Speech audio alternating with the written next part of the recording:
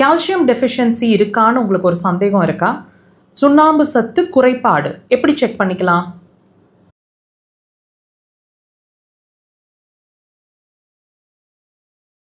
எப்படி செக் பண்ணிக்கலாம் நம்மளே?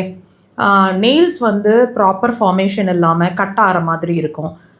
அது மட்டும் இல்லை, பல் சம்மந்தமான விஷயங்கள், அதாவது பல்லோ எகிறு சம்மந்தமான விஷயங்களோ, கூச்சமோ, வேறு எந்த ஃபார்மில் வேணாலும் உங்களுக்கு பல் சம்மந்தமான பிரச்சனைகளை காட்டக்கூடும். ஃப்ரீக்வெண்ட்டாக காட்டிகிட்ருக்கோம்.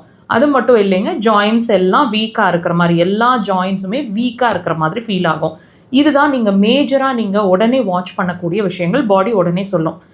தாண்டி தூக்கம் கொஞ்சம் டிஸ்டர்ப் ஆகும், டைஜஷன்லேயும் ப்ராப்ளம் இருக்கும், மூட் ஸ்விங்ஸ் வந்து உங்களுக்கு அடிக்கடி நடந்துகிட்ருக்கும். இது எல்லாத்தையுமே கோரிலேட் பண்ணி பாருங்கள்.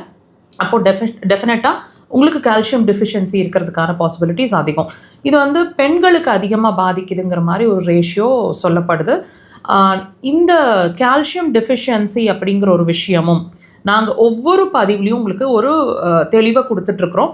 எந்த மாதிரி, அதாவது நம்ம உடம்பு சொல்லிட்டு இருக்கக்கூடிய ஒவ்வொரு விஷயமே வியாதி இல்லை, வியாதி இருக்குது, உள்ள வைட்டல் ஆர்கன் சம்மந்தமான வியாதி இருக்குது அப்படின்றதுக்கான ஒரு அறிகுறி தான் நீங்கள் உணர்ந்துட்டு இருக்கக்கூடிய ஒவ்வொரு விஷயமே.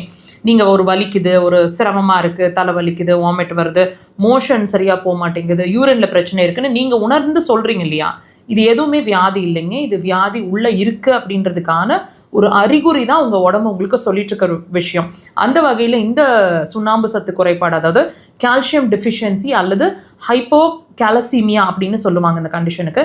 இந்த கண்டிஷன் உங்களுக்கு இருக்குது அப்படின்னா இதுவும் வியாதி இல்லை, வியாதி உள்ளே இருக்குது அப்படின்றதுக்கான அறிகுறியாக நீங்கள் எடுத்துக்கணும். எந்த ஆர்கன் சம்மந்தமானு கேட்டிங்கன்னா சிறுகுடல் சார்ந்த விஷயம்.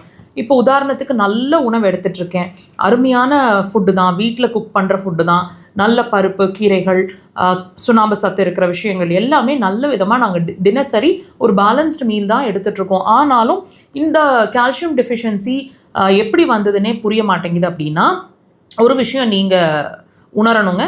நீங்கள் என்ன தான் உணவு எடுத்துகிட்டு இருந்தாலும் அந்த உணவு உங்கள் உடம்பு கிரகிச்சுக்குதா, அதாவது உங்கள் பாடியில் அப்சார்ப்ஷன் அப்படிங்கிற ஒரு விஷயம் நல்லா இருக்கா அப்படிங்கிறத நீங்கள் தெரிஞ்சுக்கணும். ஸோ இதுதான் உங்களோட டெஃபிஷியன்சி. அது என்னவா வேணாலும் இருக்கிறோம், அயன் டெஃபிஷியன்சியாக இருக்கலாம், இப்போ கால்சியம் டெஃபிஷியன்சி என்னவா வேணாலும் இருக்கலாம். ஸோ இந்த கண்டிஷன் வர்றதுக்கு வாய்ப்புங்க.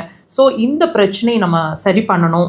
நார்மல் ஃபுட்லேயே நம்ம கால்சியமை சரி பண்ணிக்க முடியும், அப்சார்ப்ஷனுக்கு கொண்டு வர முடியும், பேலன்ஸ் பண்ண முடியும். அப்படின்னா கண்டிப்பாக உங்கள் சிறுகுடல் சார்ந்த விஷயங்களை நீங்கள் ட்ரீட் பண்ணிக்கணும். இது இயற்கையான முறை. அக்குபஞ்சர் அதுக்கு சிறந்த தீர்வாக இருக்கும். கண்டிப்பாக ஒரு ஸ்டேஜில் நீங்கள் செக் பண்ணுங்கள் ஆஃப்டர் அக்குபஞ்சர்.